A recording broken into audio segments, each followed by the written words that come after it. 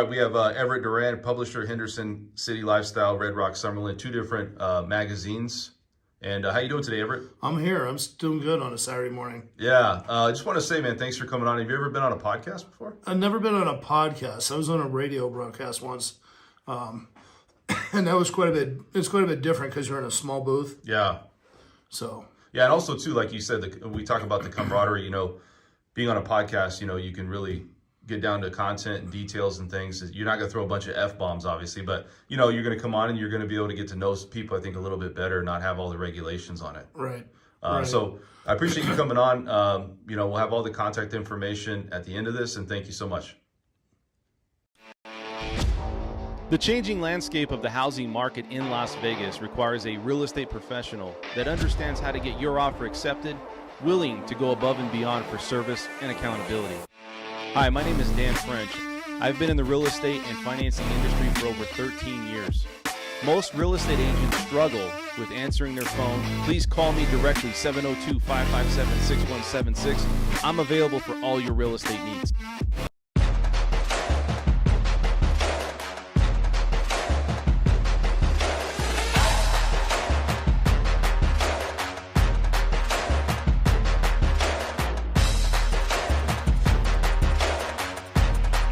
Dan's a fantastic man.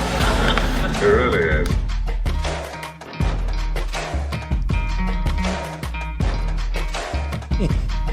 Ladies and gentlemen, please welcome. What's going on, everybody? This is Dan French. This is the French Workbench Podcast here on a Saturday. What's going on today, everybody? Thank you guys for tuning in. You guys know this is the most real and behind-the-scenes information regarding financing, real estate, money talk, entrepreneurs going on here in Las Vegas. We are your source. I'm your host, Dan French, streaming live from Las Vegas. Great studio here of people today. I got 2 of my people that I work with here. Let's talk with Mr. Bret Jenny. Bret, what's going on, buddy? How are you? Happy Saturday, Dan French. Happy Saturday, Man, it is Bret. nice out, huh? It's supposed to be, what, 90 this weekend? Yeah. Take that. Dude, what's up with the runs, man? You've been doing runs every time you come here. Yeah, I get here a little early, and I go for a couple miles, and clears my head, man. I come back nice and relaxed. Yeah. It's better than that red line the whole time, right? I had to Yeah, find but you know what? Every once in a while, man, red line's good for you, you know? It is, man, but I had to kind of find a balance. So sometimes you got to get that, you know, that. What is it? Is it? I don't know if you ever done it, but you don't do drugs, do you? Right? Or have you ever done drugs? Okay. No. Good. I mean, have I ever done drugs? Yeah. Let's save that for another time. Enough to kill a small army, but Right. Anyways, I think red line's right along those lines, isn't it, Bret? yeah, it's legal and Just like, no, man, you know, I don't know. I go for runs every morning. That's all I know. So who's this guy? we have Mr. Everett Dorand. What's going on, Everett? How you doing? I'm good. How are you? Good. So Everett's a publisher, Henderson, City Lifestyle, Red Rock, and Summerlin. He's got 2 magazines he publishes. So what's going on with you today, Everett? How you doing? Well, I'm curious. What are red lines? Red lines, talk about it, Bret. Just an energy drink. Okay, good. I have it in my car. I just didn't bring it in because I basically do free advertising for him every Saturday. You take a sip of it, you're pretty much, you know, wired like you're you there. took 7 cups of coffee. I'm like an alcoholic with it. I drink it all the time, so I can drink a full bottle and down it. I'm like, what's going on? And everyone else would be like in the hospital wired. I hear you. So what's going on, Everett? Let's talk a little bit about what you do. I want to bring up that you're a publisher. How long you been in Las Vegas? I've been in town for about 5 years now. Okay. from where? Well, we moved directly here from Chicago. I'm from Wisconsin. Oh, are you? Okay. Yeah. So Where'd you live in Chicago? We were living in downtown in the South Loop area. Okay. Yep. So about 5 years ago, we were sitting there. My wife and I were watching a TV show on a Saturday morning in May, and we were freezing our you-know-what's off. Yeah. Oh, I've been there many times. And I'm not kidding. That's usually like the deciding factor, right? It's Dude, like it's the weather It's usually, the right? wet. Hey, that's a great city. I love it. Yep. I would have stayed there if it wasn't for the fact that you're wearing a coat from Labor Day until June 1st. Yeah, I always say that I love the people. Yeah. For the most part, you know, but the weather, man, and that's the thing is once you get out of there and you come to the weather, You don't go you're just back. like, what was I ever doing, man? And you're like, dude, everybody there can just move if they want, but they won't. And you don't realize it until you're here. It's a great city. Yeah, I know. It's very safe. Yeah. So let's talk a little bit about Sure. what you do. I know you're in the industry as far as the real estate industry, and we talk a lot about what's happening. Or you actually talk to a lot of realtors. I do. Yeah, and so let's talk a little bit about what your job is and what you promote. So what is it that your job promotes? Well, we're publishing a lifestyle magazine, and it is designed and created to be something that's has the look and feel for an affluent crowd. Right. Okay. So we're what we do. Everything we do is everything. Every issue is distributed to an area in which the homeowners have values over $750,000. Gotcha. So we don't go to anything any lower. I gotcha. than that. Yep. So In front of the right eyes. we do, and I work with a lot of realtors on a peripheral basis. You know, they want to advertise in a magazine, so I have to deal with them on that. And then, you know, sometimes they don't want to advertise in a magazine. So, you know, I kind of work on a how many advertisers do I have per the size of the magazine? Gotcha. So just to give you my most recent experience with real estate agents, if you have, we can talk about that. Yeah, I mean, listen, my thing is ahead. I can tell you a we're lot both- of experience with real estate agents. We're both real estate agents, and we understand like a lot of it is, you know, it's hard because Dude, I know exactly how we are. you're running your own business, right? You're running your own business, so Yeah, I've had more time spun by realtors recently than Dude, I care to mention. Dude, we're king of bullshitters. And not We're, show, and we're not making art of it. and not showing up. I know. Dude, Yeah. tell me about it. You should try doing a deal with some of them I just to know. get even respond to an offer. Well, don't get me wrong. There's some great realtors out there. There are. They're in this room. Yeah. The only two in town. The only two in town. The rest of them, you can forget about it. I would say this. I would say that, you know, there is a point to realtors are running their own business, you know, and Right. it's a very challenging position to be in. I think it's hard to go from like being a W-2 employee where you can just do what you want, and I think that's where the realtors fail. I think 20% of realtors really make it in the industry overall for most. And the ones that do tend to be a certain type of attitude and personality, and you know. Well, how do I put this? The most successful. Put it any way you want, man. The most successful realtor I've ever come across is not a very friendly person. I know.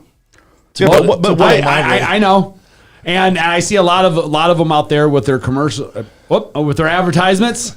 Well, and if you knew behind the scenes how they ran things, it would be. I would love to hear Whole more. other story. I would love to hear more about that because Dude, I've been doing this 17 years. I can tell you when I'm trying to sell advertising to a realtor, you know, in our magazine, it's like, here's all the great things that we do for you, and it's like, I know. I can tell you exactly. In one ear out the other. I can tell you exactly their line of thinking, man. Yeah, absolutely. If you want, I would love to know that. sure. Yeah. So let's go back and talk We're a little bit. messed up. So why did you get into this business? Well, it's kind of a interesting story, if you will.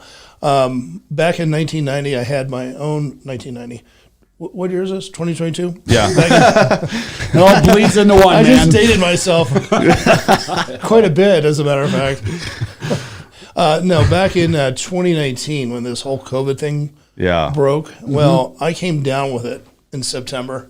So we're working on the latter part of the first 6 months of this thing. Yeah. And I ended up in the hospital for 5 days. Is this in Chicago or out here? This is here. Oh yeah, that's right. You've been out here 5 years. Yeah. Sorry. So ended up in the hospital for 5 days, and you wouldn't believe how No much. kidding. You wouldn't believe how much a hospital stay for 5 days costs. Really? Oh my God, it's insane. It's insane. So, Wow, you're in for 5 days, huh? Yeah, I didn't need any ventilation or anything, but I had a lot of drugs pumped in me. wow. So was that like an epiphany when you went in? Like you were like, you know what? Like COVID and then everything shut down. Maybe I should change something. Well, that's exactly what happened. I had a COVID moment, and I woke up and left. When I got out of the hospital, I woke up one morning. I told my wife, I said, I hate my job. I'm switching industries now. Either that, or I'll keep working for you and bringing you a great income until I die of a heart attack. How old are you? How old am I? Yeah. 56. Good for you. Yeah. Good for you, man. Most people. How long though have you wanted to do that and you've never made right and you've made that pivot? 20 years. There you go. 20 years. What is the Dude, biggest? I know exactly where you mean because I'm at that plate. Yep. Yeah, I know. You think What is the biggest thing when you're looking at the situation of I'm going to start a business? What is the biggest fear that you had maybe doing this, or was there no fear? Oh, there's always fear. if there's not fear, there's something wrong. You're not human. Right. Yeah. But, frankly, we had to, when I started this magazine, I was selling a concept. Okay. I didn't have a magazine. Mm-hmm. I had a mock magazine. Okay. With a bunch of advertisers from other parts of we're a big company, but I can tell you about that later if you want. But, I'm selling a concept, Henderson Lifestyle Magazine. Yeah. And I'm walking into somebody's house.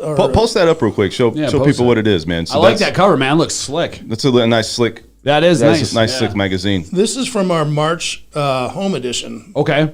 And that's a picture of a house from Dragon Ridge looking out. Nice. Yep. So let's talk a little bit. So the market that you actually go after, is that like, what's that price range where it starts out at? Well, we're looking for $750 and above. Yeah, that's where we distribute to. But what we're looking for, we have two sets of customers. Okay, we have our customers who are our readers. Mm-hmm. They're the ones who are consuming our product, and they're the ones who are reading our editorials. And then the ones who want their stuff in there. Right. And then you got the guys who. Then you got the other. Then we have our clients. Yeah. Yep. Those are the ones that pay the bills. Yep. So we've got two masters we have to serve. I got to deliver something to a client, i.e. a reader who's going to find it interesting and who's going to want to actually look at it and read it. So, we need to get this thing. Our whole goal is to get this to last on their coffee table for a whole month. So let's talk a little bit about the challenges that you deal with, because I think you're trying to get people to sign up. It's sales too, right? You got to sell yourself. Oh, absolutely. And I think when you look at selling is selling in any industry.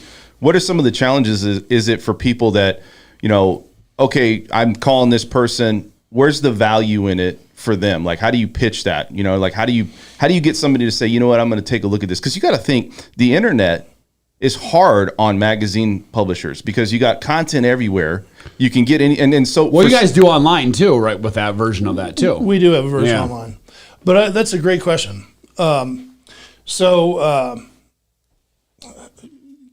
Get me in the right direction again. So you got content, right? And you have people that are looking at a magazine. Couldn't they just get this information online? Because you're trying to sell this magazine. Why would somebody buy that magazine versus, say, online? Right. So here's what's happening. First of all, these are delivered free. We don't charge. There's no subscriptions, and we pick out the mailing routes where we deliver these to. We put them right in their mailbox every month. It goes right there. Yeah. That's number one. So I don't have to sell subscriptions. I have to sell advertising.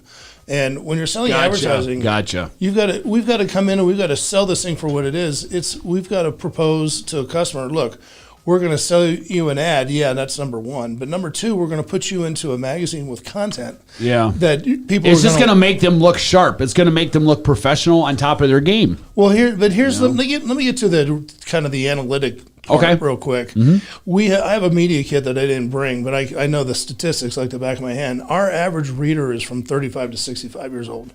Okay. They because of where we're distributed. Gotcha. Okay. And then on top of that, they're living in affluent homes. Okay. Yeah. That's number two.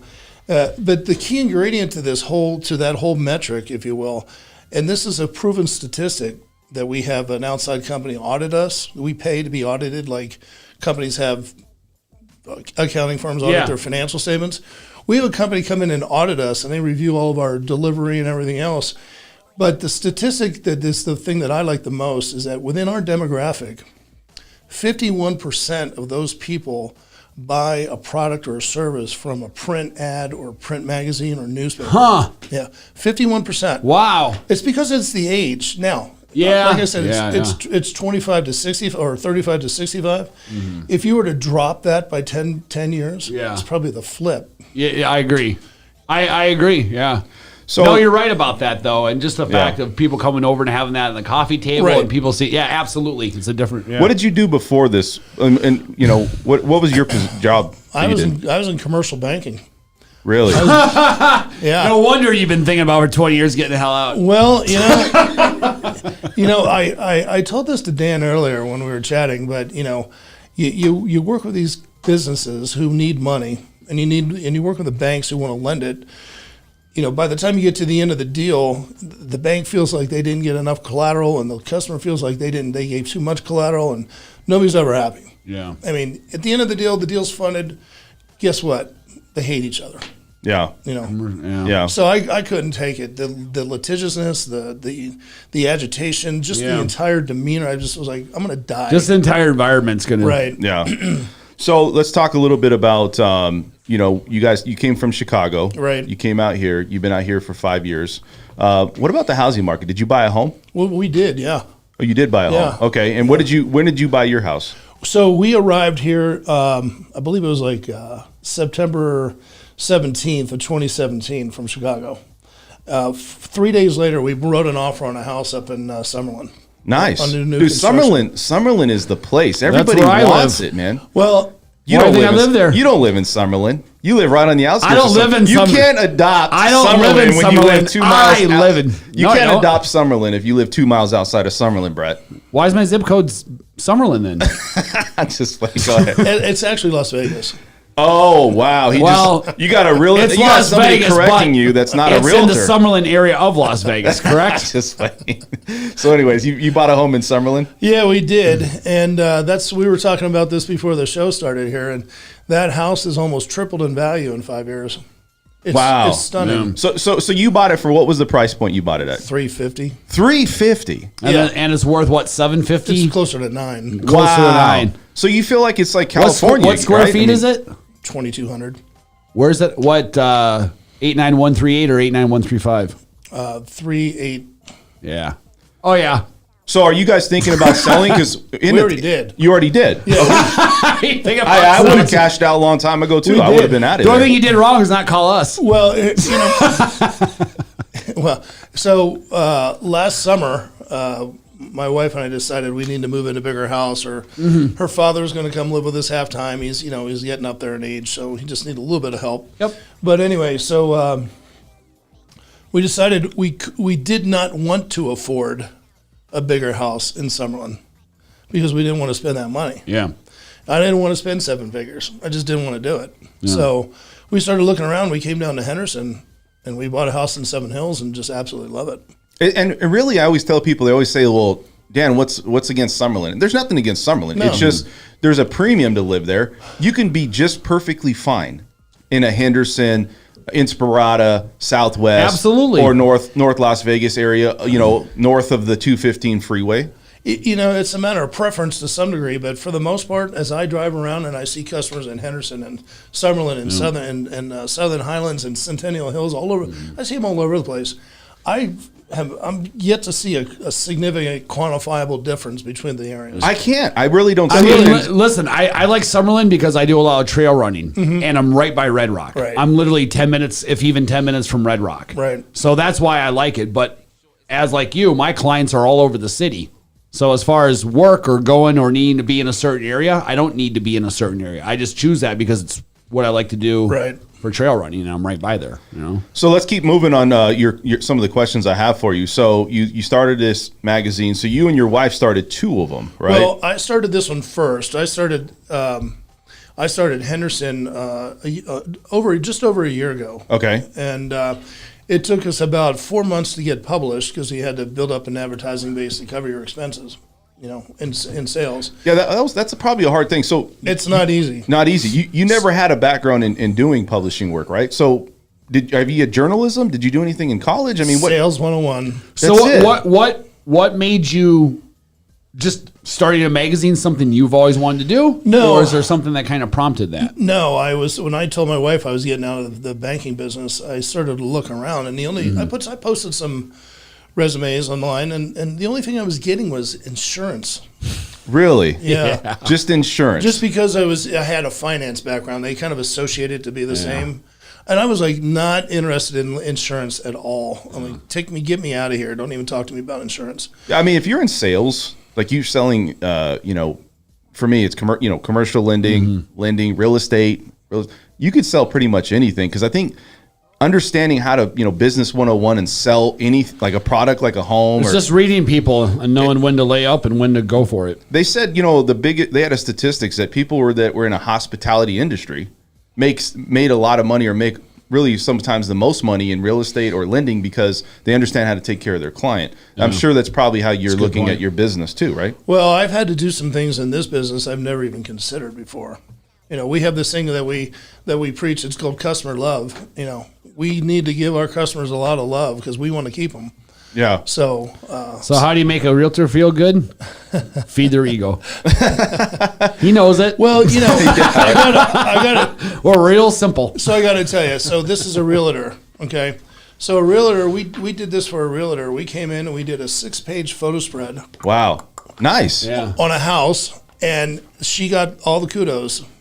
She got all the props. It's her house, it's her listing, it's her husband designed it, and her husband built it. So it's all about her. So yeah, we did exactly that. Yep. In sales, though, people like real estate agents, they can't see the bigger picture. Like, okay, in any sales, really, you do it 1 month, that doesn't mean you're getting business. No. And I think a lot of realtors think, okay, I'm here, I've arrived. I'm getting, I'm in a magazine, I'm on a billboard. You know how many realtors People I've are seen gonna have call a me. couple good months and all of a sudden they're a rock star and then 6 months later they're back. Yeah. Their BMW just got Bro, reloaded. it's the consistency of the game. Right. That's the hard part, right? I mean, the hard part is, and so you would say you would have to probably or be into that magazine at least 6 months minimum. Would you say at least as a real estate before you start seeing the business returns, right? Yeah, this magazine is what's called a brand awareness magazine. Yep. We're not a call to action magazine at all. We're not a coupon book. Yeah. I'm not saying, okay, like you see advertisements for real estate people, 2% closing costs, whatever, all that stuff. They really put that in a coupon? Well, I've seen it. They'll put it Really? in, yeah. That's I've like seen it. Avon, isn't it? Like Avon for housing? Well, that's what I'm like, but I tell everybody, I say, we're not a coupon book. Dude, like golf course magazines for golf course communities and stuff like that. I'm the golf course realtor of blah blah blah. Well, you can call yourself whatever you want. Yeah, exactly. That's the point. You So- can call yourself whatever you want. But Are you better walk. You better be able to walk the walk. Exactly. That's the point. So I think it's like this. You can't really put down people's ideas. Everybody's creative, but I think that when you look at situations where they're like, oh, I'm going to go to do like a golf course or something, you could try things. This Yeah. might be another thing to try. Yeah. It's just, do you have the mindset to go into it and get what you can out of it? But you got to have that commitment to it. It's almost a crusade. It's not, I'm going to just dive into it and things are going to happen. Well, I've talked to people who have been considering all different types of advertising options. Pictures on the back of grocery carts. Does that work though? Does that work? It might, Dude, 15 years ago, that's what people did. but then why would you? like even advertising? Like LVAC is a huge advertiser. You ever been in an LVAC? Yeah. they're constly running ads for people. That's an They athletic. are, the yeah. Las Vegas Athletic Club. LVA, yeah. That's a pickup spot, right? yeah, I will. I don't know, Dan. Why don't you tell me? I don't know. That's what people do. They go to Las Vegas Athletic Club. They hang around for 30 minutes. They have a drink. They talk to some women and whoever it is, and Off they go. Yeah, and then off they go. Him and I are happily married. We don't know anything about that. Yeah, my wife checks my ring every day. Yeah. Those aren't wife approved. So. But yeah, I deal with all kinds of people with all kinds of advertising, and it's just a matter of what they like and what they feel comfortable with. Some people think they've got to do billboards. I'm like, why would you want to do billboards? Yeah. But you're not the right. I have no idea, You're dude, not the because right you're kind of shelling marketer. out like 7, 8, 9 grand for A month. A month, dude. So I you know. think, you think that's bad? That's No bad way. money spent. I mean, if you got the money, who cares, right? For certain industries, it is. It is. Yeah, because certain customers and certain advertisers, they have a real high end product, and they're delivering a high end product to a very specific crowd. Mm-hmm. When you put yourself on a billboard, you don't know who's driving by you on the 215 at 3:00 in the afternoon. Well, I think the idea is everybody's trying to get the next thing to get business, the next thing to get leads. I mean, look, you get into real estate, and we just did continuing education for that, right? And 90% of what they talk about is they give you like 40% of maybe like what regulations. Then it's like how you sell yourself, like how do you get business, like, and it's almost like it's a marketing or sales position where it's like that's mostly what they focus on, right, Brett? I mean, you go in and that's how it's like either you're because most of these realtors they do not survive. The next is digital space for advertising with NFTs. Oh yeah, it's funny you mention that. So imagine standing in downtown Summerlin and you're standing outside a store waiting for your wife, and she's in there shopping, and you bring up something on your phone, augmented reality, which shows real life in front of you, but it can have interjected virtual pictures or whatever it is in front of you. Mm-hmm. So say you bring up your phone, you stand there and you bring up your phone, all of a sudden you look over and you see an advertising space standing in the corner from your phone. Yeah. And you say, man, how many people stand here during the day and have conversations and are looking right up there and getting to see that advertisement? Right.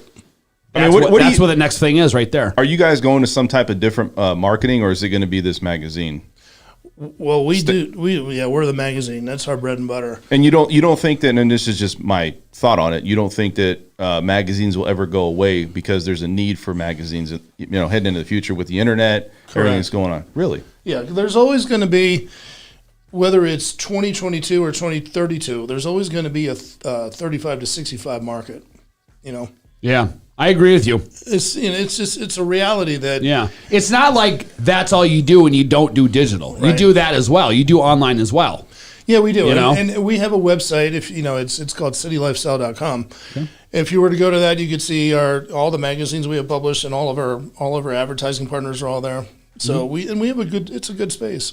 Let's talk about Las Vegas. All right. So this is a Las Vegas everything show. We talk about a lot of things encompass about lifestyle in Las Vegas. We talk about money here on the show, but I want to get your take on things with Las Vegas. Do you feel that Las Vegas is, it's a good place to be, even though with the housing, costs going up, looks like inflation's here. Do you feel like it's still an affordable place to live?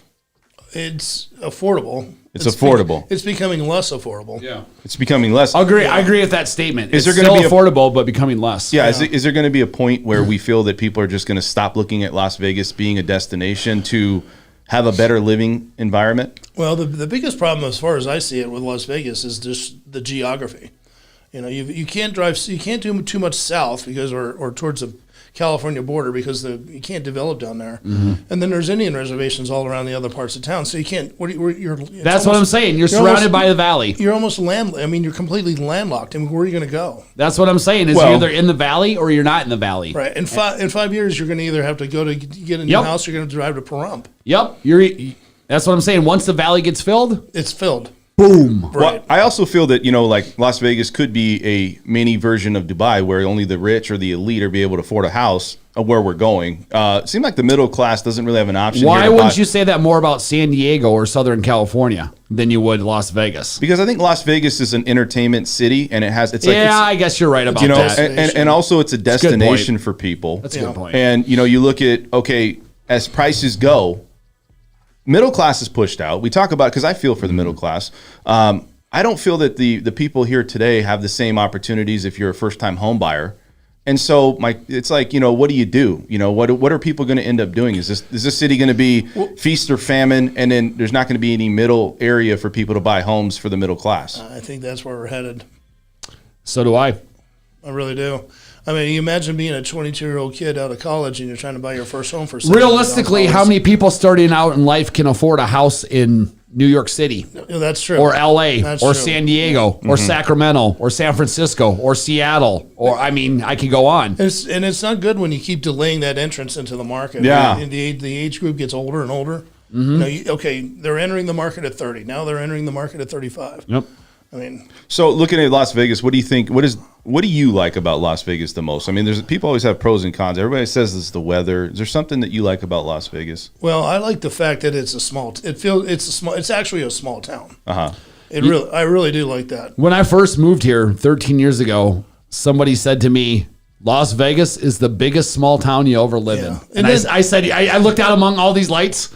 And I'm from Madison, Wisconsin. I'm like, they're full of shit. But I tell you what, man, it is. It is a small town. It is. Isn't that with the Reno's tagline? We're the smallest town in the world. Well, yeah. Anyway, Vegas we're a lot bigger than Reno, but it still has that feel. Because if you run in the same circles here, everybody kind of knows each other. If you run the same circles here, or if you the same families that have been here forever, it's one connection to the other, and it's definitely more cast oriented. Yeah.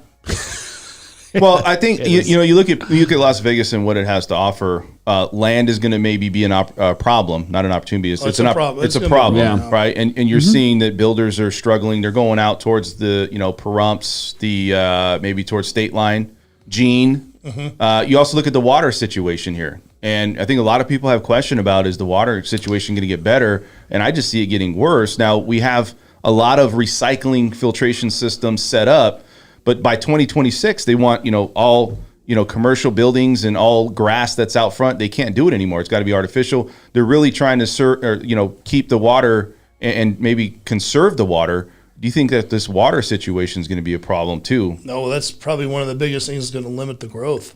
You think so? Absolutely. Which would make prices skyrocket even more. Right. Because, I mean, look at where Lake Mead is right now. Yep. And I mean, another 5 years with Lake Mead, they'll probably find another 50 bodies.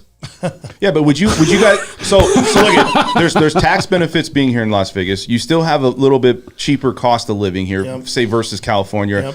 Yep.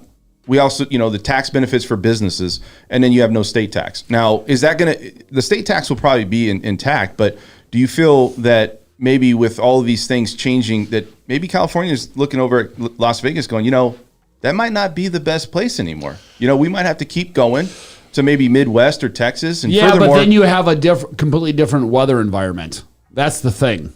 It's you're limited within the weather, the nice weather. Yeah, but the weather here is in its extreme weather. It's 120 degrees. I mean, it doesn't there get is an 30. adjustment. Dude, you don't know what it's like growing up in the Midwest. Ask this guy. I'm telling you. The best thing about Las Vegas is we have a 90-day summer. Yes. I mean, it's wonderful. Even when it's 105, I'm not that hot. When it's 115 and it's direct sunlight, don't get me wrong, it's hot, man. But I mentioned this to Dan. I used to live in Arizona. And there you go. You're looking at 100 degrees from April until November. Yeah. I mean, it's not that way. It's even hotter there. Yeah. But no, the economic climate's good. I'm not feeling a slowdown in the housing. Really? No. I don't think. Yeah, go ahead. As far as cost of living, just to give you an example, and we may be rising with prices, but what did it cost? You used to live by the Loop, right? Yeah. So yeah, you're right. I know what the cost was there, dude, because I'm from the Midwest. So compared to there to here, my rent on a 1,100 square foot apartment is more than what my house payment is. Here. Yeah. So it's like, yeah, that's what I'm saying. It's like I feel like I've died and gone. Granted, you live in a sick ass awesome area. Yeah. But when you said the south of the Loop, I know exactly what you're talking about, and that's what I mean. Just that's 1,100 square foot apartment, which was more expensive than a house here. Yeah. So what do you think pushes people out if you've lived here? Like Las Vegans are the ones that are suffering because if everybody is rich in equity. They had like a survey that come out where 45% of homeowners had at least 50% of equity built up in their home. And so you're looking at this equity going, okay, I want to roll it over and buy another house. It's contingent. But yet a lot of people are like, you know what, especially Las Vegans are, well, we can't really compete unless we sell our house. But you have a lot of people from California and other places coming here. So they have, they're buying homes. So where does the options, because why would you leave the house you're in if you have a rate of 3%? People coming here from California are in a sense downgrading. Because they may be getting more home, but it's still not necessarily. I disagree with that because you could buy a newer home. You go buy a home in California, that could be a 1975 home, 1980 home, and you're probably paying $900,000 to $1 million. Exactly, but you're not letting me finish. What I'm saying is you're downgrading in the sense of you're still getting a cheaper home. So yeah, you're getting a better home, but you're used to paying 1.3. Now you're paying $800,000. Are you getting a better home for that 800? No doubt. But you're still going from 1.3 to 800,000. If you've lived here for the last 3 or 4 years and you go to sell your house, you're going to take all of your equity and you're going to give it up to something new. If you're coming here from California with that extra money that you're saving because you're buying cheaper, it's no big deal. It's going in your pocket. It's going in your pocket. So you sold and got equity and then you rolled it over to your house. Was that a hard transition? A lot of people don't want to say, okay, right? It's because there's a lot of people that don't want to take offers that are contingent on another sale of a house and that something could go wrong, right? So what was the challenges you went through? Well, it was, okay. So... Where do I start? From the beginning. It's unbelievable. So we're in escrow down in Seven Hills. Okay. 3 days before we're scheduled to close, I get a call from the title company. We can't close this loan. Why not? The seller has a $2.5 million judgment on him. Oh, wow. Whoa. Did your heart stop at First that of point? all, why didn't the title company run the prelim with that from the get-go? They did, and they came up, and but the seller was being devious. He was avoiding giving a social security number. I see. So that SOB, dude. So they couldn't verify it. Did he, that amazes me about people. like some people think, why would you think you could get away with closing on a house? Anyways, sorry. So to continue the home buying saga in Las Vegas. So we were our house in Summerlin was sold. Okay. And it was not a friendly exchange. The buyer's broker, the buyer's agent was not friendly. Really? Oh, no. That's a shocker. Yeah. Just like, Now you know what I deal with every day, dude. So the point is, we had to be out. Okay, we had to be out of Summerlin. Yeah. So we looked for 3 days before we're going to close here. This thing blows up. So the next day, dude, my realtor takes me to another house in the same community that just came back on the market for the 7th time. wow. It went in and out of escrow 7 times. Wow. Yeah. This So was in 2017? This is last year. Last summer, summer 2021. Yeah. Wow. So so we put in an offer and they say, okay, we want $1,000 of that deposit to be hard. Hard earnest money. Yeah. Non-refundable because we've been in and out of. We've had so many nonsensical cancellations. Yeah. Yeah. So we said, fine. I mean, that's nothing, dude, to lock up a. So I locked up an earnest deposit for Yeah. a little bit of an earnest deposit. Yeah. Big deal. So anyway, it took 4 weeks to close, and 3 of those weeks we had to live in an Airbnb at Flamingo and Pecos, Which I'm sure was cheap. which was not exactly just think of the cross streets. Did I know? It's Which was not exactly our ideal spot we wanted to live. no, it's not. It's not Henderson. I can tell you that. Is that really a bad area, though? man. Because, I mean, I've been up over there. Is that really that bad of an area to live? I thought it's pretty nice. It's all relative. It's just very city. Yeah. Yeah, it's very city. It's a different environment than being in a neighborhood in Henderson or Summerlin. Exactly. It's just a different environment. What do you not like about Vegas? Because I think people want to get pros and cons for people that are living here. They ask, the challenges, home affordability, weather. Is there anything you don't like about Las Vegas? That's a good question. I haven't actually thought about that. I can answer that one easily. The people. I got it. I love this town, but sometimes, man, the people in this town are nuts. Have you ever noticed that when you're driving down a road, Yep, I know exactly what you're going to say. and coming out from the side Yep. is a car that doesn't look and doesn't stop? It doesn't look and doesn't stop and pulls out right in front of you. Yep. That happens 10 times a day in this city. Or you're driving and there's a car and you see it get next to you and it tries to zoom up and cut you off when you're literally 5 feet in front of you. And then you look in your mirror and there's no one behind you. So you say it's traffic, right? No, what I'm saying is there's no one behind you. And instead of saying, hey, I'm just going to, get it behind this person, I'm going to try to speed up and cut them off because that makes more sense to me than just getting behind them. That's crazy to me, man. So listen, I want to say, Everett, thanks for coming on. So we got to keep moving on the show to keep everything good. What are the last things you have to say about the magazine? Is there anything you want to plug before, like anything that maybe if somebody's out there looking at doing a magazine or getting into an article? Well, yeah. So if you are an entrepreneur and you own a business, and if you are looking for more exposure to get your name out there, have more people see you, get us to drive more customers to you, give me a call, and I'll be glad to go over our options, and there's plenty. Great for branding. Yeah. Yeah. Yep. All right, you know what time it is? It's the time of show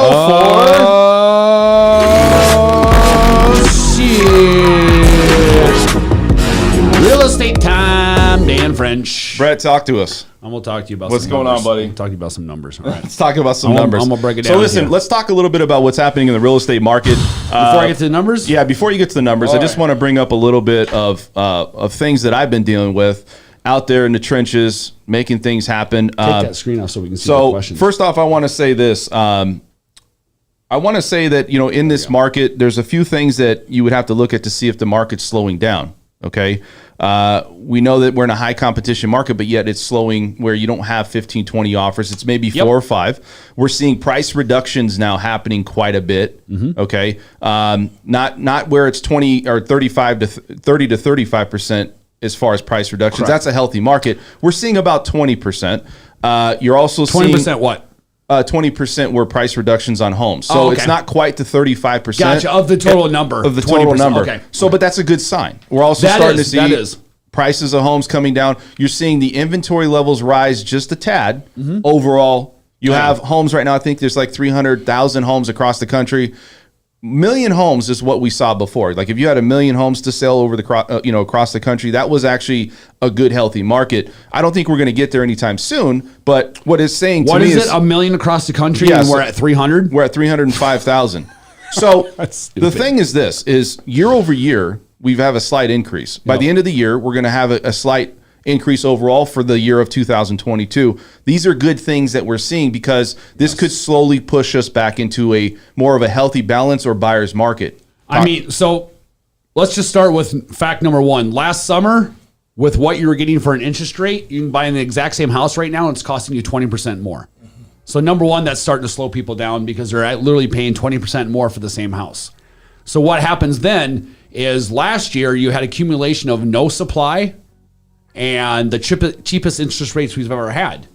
So people can come in and do $30,000, $40,000, $50,000 over because of the interest rate that they're getting is so cheap that literally if you paid $50,000 over for a house last year at $500,000, with the interest rates going up 2% since they have, you're right now basically paying the same price as someone paying $50,000 over, right? So that's starting to slow things down. We are starting to get a few more homes on the market, but the big difference to me is last year, every single house that hit the market in whatever neighborhood, the second it hit the market, you have multiple offers, 10, 15, 20 offers over list price. Now, that's still happening some, but what you're starting to see is the homes in the past that should have sat there for 30, 45, 60 days and would normally do a price drop, those were the ones last summer that were selling immediately over list price. You're not seeing that now. Yeah, I'm going to kind of piggyback off of that. So furthermore on that conversation is 1/3 of homes that are immediately hitting the market are being sold now, only 27%. There you go. We had a higher number before last year, quite a bit higher. So and then what did you say the number of percentage for price drops were 30% too, correct? The price drops? No, it's about 20%. 20%? 20%. Yeah, now a healthy market would be right around 30, 35%. So you're looking at this market and going, okay, we're seeing some positive trickles, some positive signs. You're starting to see some things get freed up. It's starting to free up. And look, our price is going to continue to go up, home prices. Absolutely. The demand is still there. You have, equity rich buyers and homeowners right now. The big problem I see, especially with my people I'm out there, is that a lot of these people have contingent offers. Yes. And the problem is you have a contingent. Their buyer is also equity rich. Yep. They got to buy their house, and then that house has to buy their house. They need to sell it to get the money to buy the other one. Yeah, yes. and so the solidifying position that you can be in when you're trying to get an offer accepted is that if you're in a contract, you can say, okay, we're in contract, we're contingent upon sale, but guess what? Here's the escrow company, here's the agent, here's this. And if you do that, I'm going to say in markets before, they probably wouldn't even look at it, and we're starting to see it now. Yes, so you're absolutely right. In fact, I think you just had one like that, where it was accepted with an accepted offer, and the buyers had to sell their house, correct? Well, it's everybody. Dude, last summer, that was, if you had someone came to you and said, well, I have to sell my house, sell your house, and then we'll get you into something right away, but we are wishful thinking to try to get an accepted offer with a contingency last year. So that's what I mean. That's another thing that's starting to be entered. Same thing with builders is you're starting to see builders now. There's a builder with new townhomes that just came out, and they're giving up to 3% for your closing costs. Yes. If you use their lender. Yes. So let Dan and I know after the show if you're interested in that. But their townhouses, brand new, just came out. They're starting to give I think it's like $3,000 or $4,000 in incentives too, off of for upgrades or whatever it is, and then an additional 3% paying for your closing costs, which will save you. Yeah. Say it's a $500,000 house, that saves you $15,000 in closing costs. So builders never did that last year. That's another thing too. So builders know that this market is starting to shift, where you're saying, okay, well, there's still more property, more inventory, but yet we have lack of homes in new home sales. They're not giving away stuff though. We know for a fact, I've been shopping around, they're still short on refrigerators. They don't offer them. You got washer, dryer. And so you see those problems. They're not giving as much incentive. There's some builders only giving maybe $5,000. Well, some are not doing it all together. What I'm saying is they never did give incentives, period. And now they're starting to. Right. Not all of them. There's still, correct. Don't get me wrong, there's still plenty of communities where you're on a waiting list and it's a lottery. Okay, so don't get me wrong. But those are like homes that are $450,000 and they're off a blue diamond. They're brand new. I mean, dude, you're getting a brand new house for $450,000, Yeah. right? So that's why. But a lot of other communities are starting to, including these new townhomes that they just built. So there's a myriad of ways as a real estate agent out there to provide tactic on trying to get your offer accepted for a client. Now, you have a client that is in a position where they have contingencies. The way I do it or look at it is, we're going to go in strong. We're going to, like I said, roll up the sleeves. You post a bunch of offers, and what's in the market we saw before is you weren't getting callbacks from the selling agents. And you're going, you weren't that night, not dude, at all. We submit Not offers for our buyers. The agents wouldn't even acknowledge they received the offer, let alone give us a response. So, and now you're seeing this. You're saying, okay, well, we submitted the offer. I submit, 2 or 3. We don't accept all of them. We're just trying to put our name out there. And so you look at it and you go, okay. You say, okay, we have this offer coming in. What happened to this house? So now we're going through the offers itself. And then you say, okay, well, these people accepted another offer. It's been on the market for a day. Yeah, but did they see the home? Yeah, they didn't see the home, but they still accept the offer. That same listing agent, a week later, will call me back and go, that fell out. Hey, yeah, it fell out. Hey. And you want to say, I could have told you to not accept an offer like that in the first place. So here we are. But it's pointless. So what we're trying to accomplish here is that the selling agents are now keeping your information as a backup. And a lot of times, the first offer they're getting is not the offer that they take, and it's not full price, let alone exactly. Mm-hmm. And so when you're seeing this, I got people that we get into contract, or hey, whatever happened to your clients? Oh, we're in contract. Darn it. Yeah, they didn't want. You're starting to see little chips here and there. Yeah, which it was just a straight concrete wall for the past 2 years. Exactly. It didn't matter, no matter who or why or how, and now you're starting to see it chip away a little bit, which are great signs. I mean, it's still a seller's market. Don't get me wrong.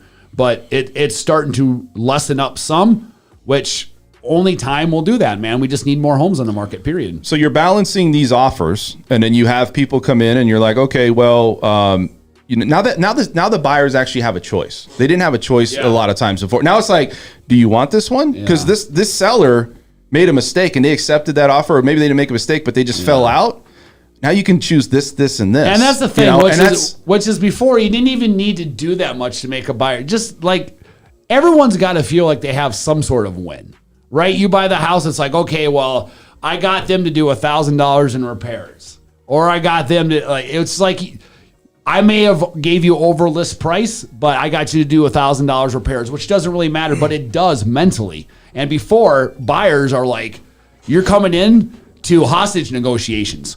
Those are your response to your offers, like hostage negotiations. And nobody wants to do business that way. Even if you do need a house, it just puts a bad taste in your mouth, Yeah, and so you look at this market, and I think the market's softening a little bit. Now, we can have this discussion. Is that now the right time to buy or not? We're both realtors, and the thing is, well, look, at the end of the day, if you need a home, you need a home. But there's a topic for that, or there's a conversation, another conversation on another day for that.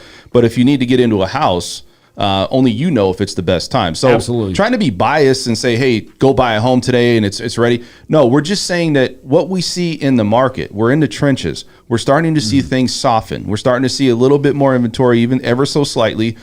This year's not going to be a banner year. You're going to have to really, get out there and do what you need to do to get business. It's going to come up a little bit on that inventory as a whole here in the country, also in Las Vegas slightly. It doesn't mean we're going to get back to the numbers of 1 million plus homes. It just means that we're slowly coming back out of this. And I feel maybe in a year and a half, this could turn back into almost maybe a buyer's market. Say probably a good year and a half. Right?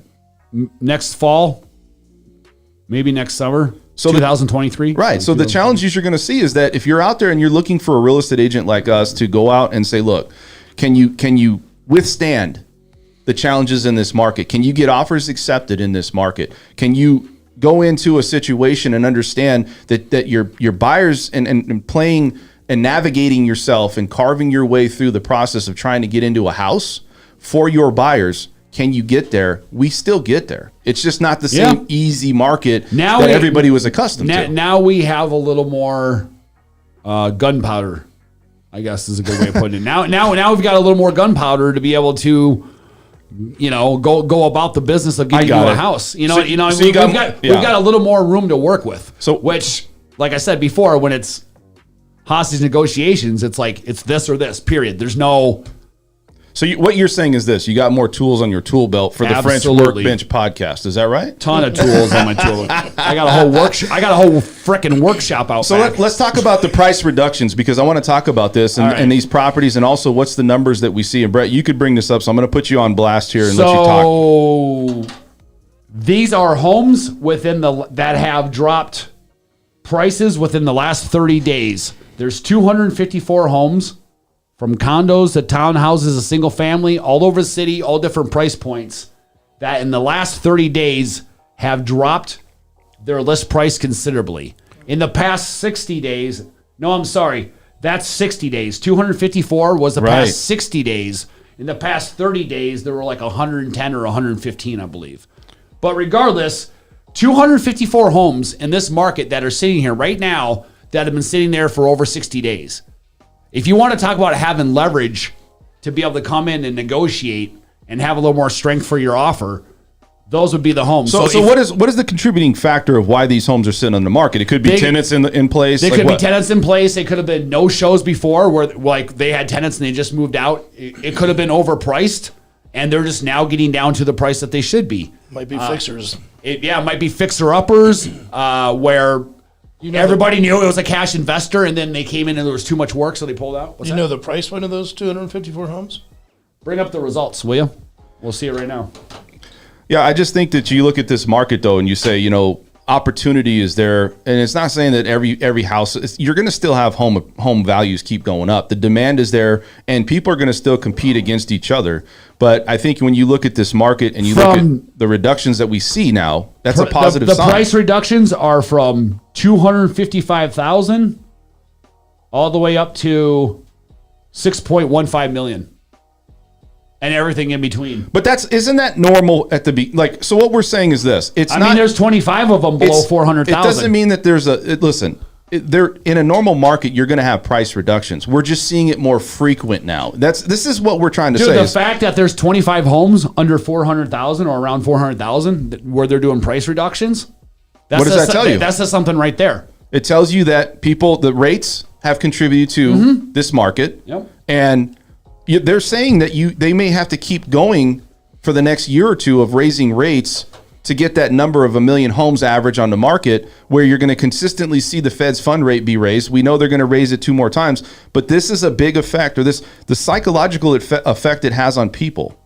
When rates go up, we're in a perfect storm. You got home prices at all-time highs. You got inflation at 40-year highs. And then you also have interest rates that we haven't seen this high probably since, it's got to be 5-10 years. Yeah, at least. And it jumped up real quick, too. Look at this one, man. This one isn't in bad condition at all. $295,000. Yeah. They've lowered it from $315,000. So right there, they just lowered it $20,000. So what part of town is it in? And they just put it on the market April 8th. So that says to me, you got them on the run. You can come in even lower offer and get away with it on that one. What were you saying over here? Sorry, go ahead. So what part of town is that in? Desert, Central, North? Lake Mead Boulevard and East Twinning on the east side. Okay. 89030, built in 1962. So yeah, it's But here's the point. Look, you're the turnkey homes that you see out there. They're going to still have challenges. You're going to still get the multiple offers. It's not going to be 20. It might be 3 to 5, and you're going to still have cash-rich people with equity pulling the money out or rolling it over, and you're going to put large deposits on these homes and maybe just get it. It's going to be competition. But the progress that we're seeing is that the reductions are coming more frequent, and you see a slight increase in homes, right, overall. Yep. As far as the inventory, just a slight. And then you look at the immediate sales, it's only 1/3 of homes out there, which is amazing, because you have to look and say, well, you go and look at Las Vegas, let's say a year and a half ago, it was literally 75% of homes that hit the market, they were gone. They were done. And you had to write them and then look at them later. Yeah. That was the only way to keep up. So let's get to the stats here real quickly before we end. So last week, active single-family residents on the market were 2,689. This week, there are 2,916. So we have 227 new single-family listings. But I can say that we do this every single week. And every single week for the past year, it's been maybe 100 added or difference every week. And now we've actually got 250 more, 227 more. That's good. So last week's active condos and townhouses were 631. This week there's 674. So there's 43 new ones. So a current active total, not Boulder City, not Pahrump, single family, condos, townhouses in Las Vegas. Right now, as we speak, 3,590 active properties on the market. And a total number of foreclosures, can you guess? 15. Wow. That's it. So we're going into a 3 million. So are we heading into the foreclosure market now? No, we have 2 less than last week. But here's another important thing, Right. which is not only get a hold of Dan and I if you want the list of the price changes within the last 30 to 60 days. Absolutely. But there are 187 new properties that are off the market that will be coming on the market within the next week to 2 weeks. Condos, townhouses, single families, all over the city, all different price points. If you want a list of the ones that are going to be hitting the market and get a first chance at them, let us know. Hit us up after the show, and we'll send the list to you.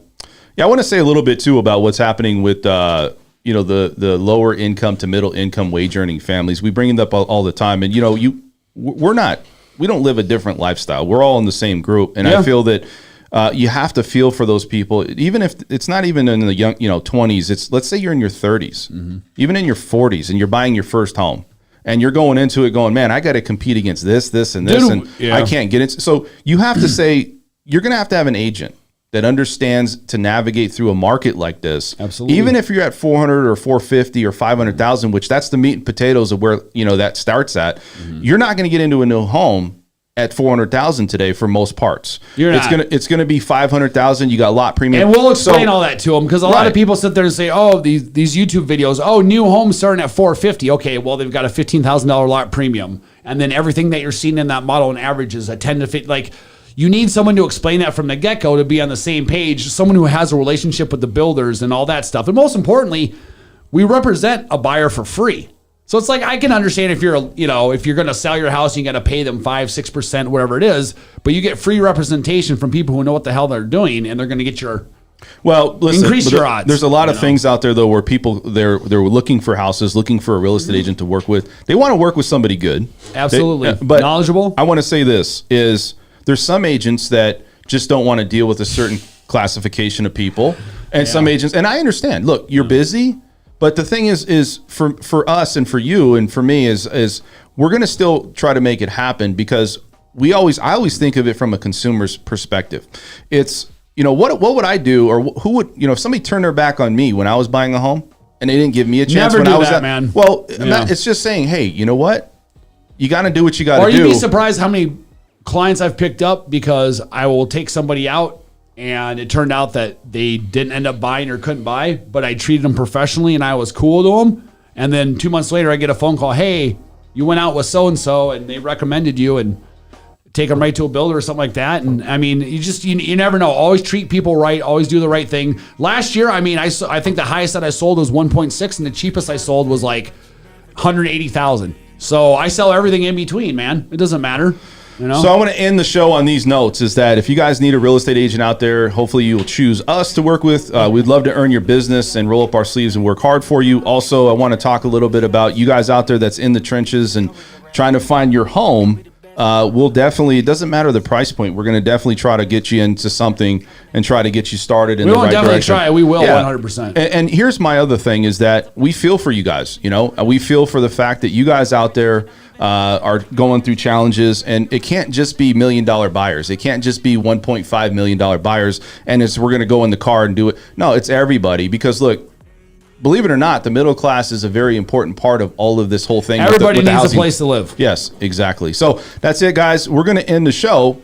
You guys know what this is. This is the most real and behind-the-scenes information regarding financing, real estate, money talk, entrepreneurs going on in Las Vegas. I'm going to plug you over here as well. Please subscribe to the channel, like the channel. If you guys have any questions, comments, you'll have all my contact information. If you guys are looking for a realtor out here in Las Vegas, I'd love to work for you. Brett, you got something to say? I was going to tell him we're also the podcast for the stars. I'm just kidding. Hit me up at Vegas Crypto Agent on Instagram, Vegas Crypto Agent. There we go. All right, guys. I was absent. We had a lot of things going on. I had education and classes I had to take. So we're going to, furthermore, we're going to keep going on this French Workbench podcast into next week and also into the future. So that was my absence on Tuesday. And guys, thank you so much. You guys subscribe, and we'll see you guys at the next one. All right, Everett, thanks for coming on, man. It was a great show. Let me say this. How does someone get a hold of you? Do you have a website, numbers? Best way to get a hold of me is area code 702-359-0117. And my thing is, if I was seeking out to get your work, what type of person out there would want to seek you out for the magazine? Well, we're looking for entrepreneurial business owners who are looking to expand their brand and get name exposure. That's who we're looking for. We're looking for the real entrepreneur type that wants to get out there. Thank you so much, Everett. Thank you for watching the French Workbench podcast. You can find us here every Tuesday at 6 p.m. and Saturday mornings at 10 a.m. to find out all the information on real estate and financing here in Las Vegas. Also, check us out on our LV Home Professionals website. You can find your future home there, a lot of good information, and you can find us on audio-only options through SoundCloud.